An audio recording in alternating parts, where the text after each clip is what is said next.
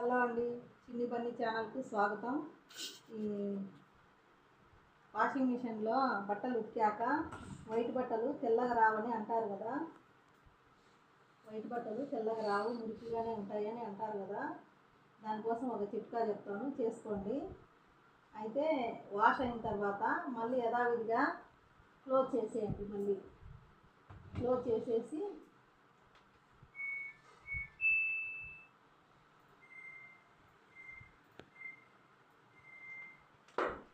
rinse option